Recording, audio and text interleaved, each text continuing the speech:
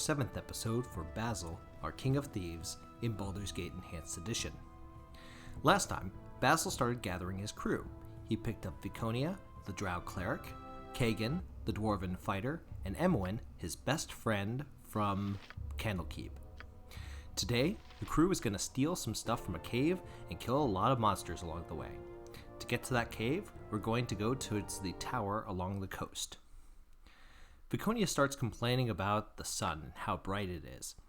Since the Drow all live underground, we can have a little bit of sympathy for her, but she really does need to toughen up if she's going to survive up here with the sun shining every day. I mean, I survive every day. I'm kidding. No, I live down in my basement. Now, I confess, in this area, I actually had to reload quite a number of times, particularly because this area is so dangerous, even for a hardened crew like us. Now, our first hurdle was dealing with a large group of hobgoblins in this area. Hobgoblins kind of show that even if you have kind of a normal kind of party that has increased levels, and even if you have large numbers of opponents that have just a few archers, that these groups can be kind of dangerous for a large party, for a party like ours. Again, even if you have increased levels. So our way of handling it this time was to summon some skeletons, which are highly resistant to both slashing and missile damage. But even then, we're going to see that that this sort of ambush can hit groups, hit us, like hitting Emwyn there with a poison arrow. Fortunately, Vicky is on standby, so she can clear up the poison. But again, it is kind of dangerous for a party to face off against a large group with large numbers of archers nearby. But with a little bit of preparation, we're able to make it through and able to take out these hobgoblins and loot their stuff. Sure. Next up, we're going to run into Polonia. Polonia is rather annoyed that people keep interrupting her stargazing.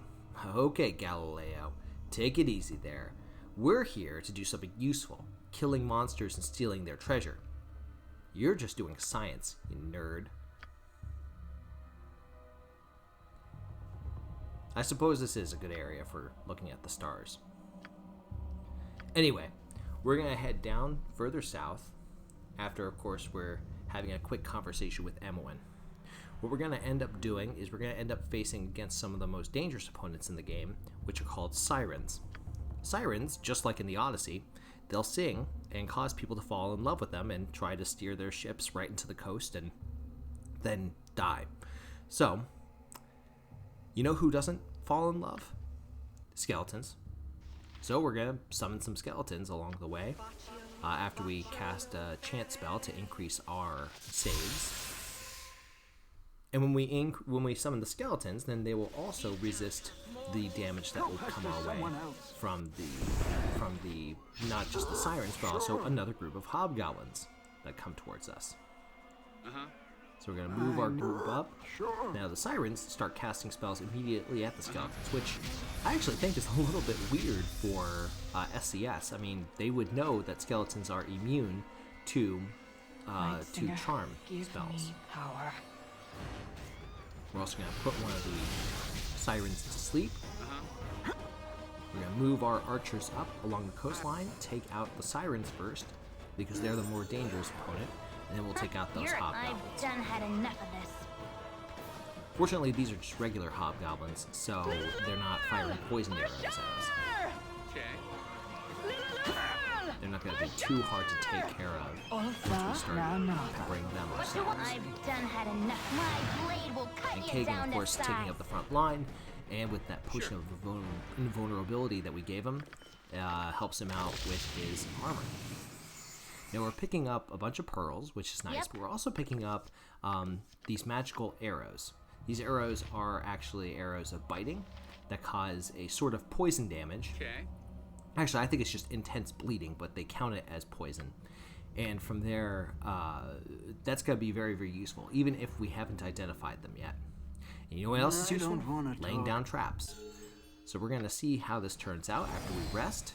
We're going to have, we're going to level Emwyn up, and then we're going to have Vicky summon some more skeletons. Hopefully they will take the brunt of the spells and the archery from these ladies. Yes, I forgot to mention there's a group of sirens up above who appear non-hostile at the moment, but they will become hostile once we talk to this lady, Syl. See, Syl is just annoyed at the fact that we are invading and trespassing on her home, which is ridiculous. I mean, she shouldn't have treasure. Then we wouldn't have to invade her home. And Kagan gets charmed. Give me power. There's a couple of ways that you can deal with charm, right? You can charm an opponent back, which, looking in retrospect, it's probably what I should have done since I have the Technicolor Dream Coat. But what we do try to do is we try to cast a spell called Command Word Die, which just basically puts an opponent to sleep. We really want to keep Kagan away from Basil and Emwyn, since they're just one critical hit away from being splattered.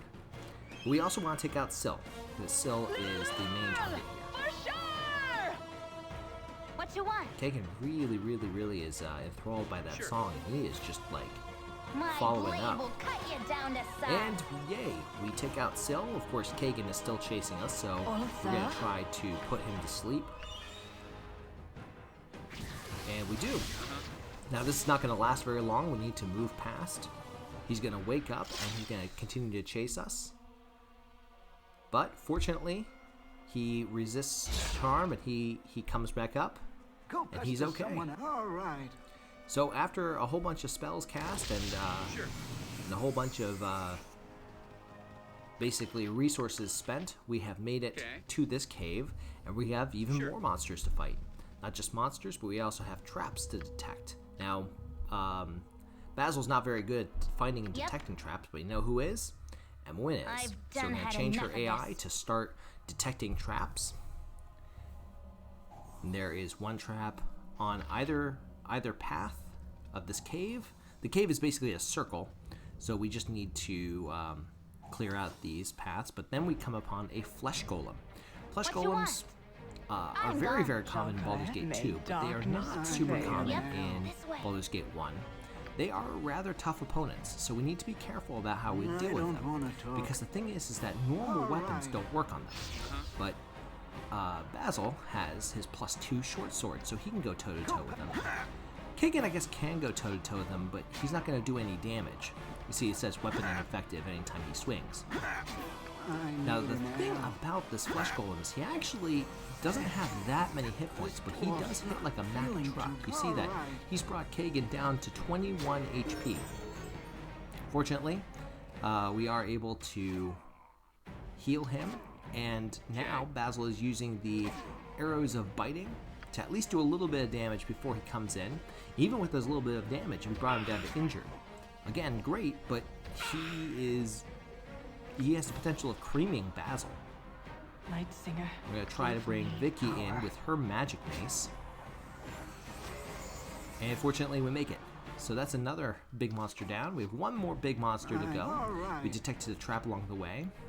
I don't want to talk. And we're going to move into the circle room, pull the flesh golem in there, all while taking shots at Big McLarge Huge here. Sure. Big McLarge Huge makes his way in. We're going to try to keep Kagan out. And Basil's going to try continuing to shoot. Now he's going to try stabbing. Night Singer, give me Ooh, power. and I did not switch weapons fast enough, so hopefully Vicky can run in. Yeah, Basil definitely needs another healing potion. I don't want to talk. Vicky's going to make her way in. Ooh. Oh lord. Oh lord. Oh my gosh. Look at that. 1 HP. Not planned, not on story mode. No, just one very, very, very lucky hit. So fortunately, we survive. There's only 3 flesh golems in this cave. And we're going to go ahead and loot this. This has a lot of fantastic items. We will take these down to Nashkel with us. And when we take them down to Nashkel, we will be able to identify a ton of them. and that is probably the most dangerous area of this map. It also gives us a huge amount of experience. So what we're going to do now is we're going to head to this adjacent area to the southeast, and from here, Forest always reminds me of pansy elves. Kagan's going to make a comment about the elves. I feel you, buddy. I feel you. Damn dirty trees. Another hobgoblin bandit. Just trying to pass word. Okay, well, I guess we're gonna try killing him. Also, Thank God we have those antidotes. Seriously. Yeah, we are actually very, very, very low on our resources here, so gotta be very careful. Now you'll notice that Kagan is pretty much healed up at the start of this fight. The thing about Kagan is since he has 20 constitution, he has what's called passive regeneration, and that will help him to recover a bit of HP every couple of minutes in game. I'll explain more later on about that. So this is Larissa, and she obviously is surveying the carnage of what looks to be like a caravan. This could be a bandit, but instead it is a gentleman named Brage. Brage has fallen under the curse of madness. He was once the guard captain of Nashkel. Hey, ironic, that's where we're going to end up heading. Is she pleads with us to please show him mercy. Found me. And there's a riddle that he wants us to answer. So here it is. It has neither mouth nor teeth, yet it eats food steadily. It has neither village nor home, neither hands nor feet, yet it wanders everywhere. It has neither country nor means or office, yet pen, yet it is ready for fight always. By day and night there is wailing about it. It has no breath, yet to all it appears. So we had to try to figure out what this riddle is. And fortunately it's a multiple choice question, and of course we're going to go with the most dramatic answer. Death. And that's the answer to the riddle. Brage's curse has been lifted, and he is freaking out. Obviously, he caused this carnage. We know that if he caused this carnage, he probably is not an easy dude to deal with. So we can try to retrieve his head for a bounty, or we can actually see him safely back to Nashkel, which is what we're going to end up doing. So now that his head is cleared, we get a few items off of him. When I alone could not. And the priest there tries to kind of focus on the fact that, yes, you've done terrible things. Yes, you were cursed. You did terrible crimes. But the answer here is not punishment, but the answer is atonement, right? And that's kind of a cool message. I like that. So, yes, Emwyn, we're glad we brought him here. It was definitely your advice. So, what we'll end up doing now is since we're in a temple now, we're going to do a little bit of healing, but we're also going to identify the magic items that we found. So, we're going to identify this wand, which is a wand of paralyzation. We got the arrows of biting that I mentioned earlier. We got a cloak, which is a cloak that lets us turn into a wolf at will, which, I'm not going to lie, I usually just sell it. I mean, wolves are not that useful. They do move a little bit fast, but they're not that useful. We got a book that will raise our constitution 1 by 1 permanently, which is very nice. Arrows of fire, which are kind of deadly. And then we got a dart of wounding, which does something similar to the arrows of biting. And then we got this magic sword that's a cursed sword. So again, don't use it if you pick it up. Basil's going to use the Manual of Health to give himself 19 constitution. Not enough for passive regeneration, but still, it's nicer to have than not have. We're going to come into the town of Nashkel with the same crew that we started today's episode with. and I we're care gonna not. try to figure out what's going on with the town. Father, I'm off to play. Have a fine day, dear. Did you remember to wash your face? Did now.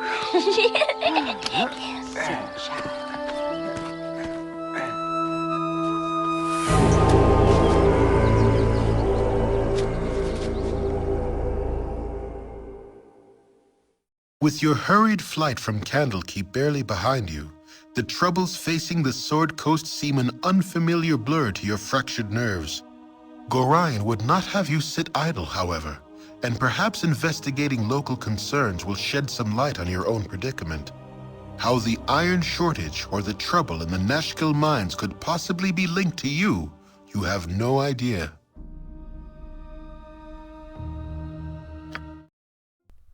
That'll be it for today.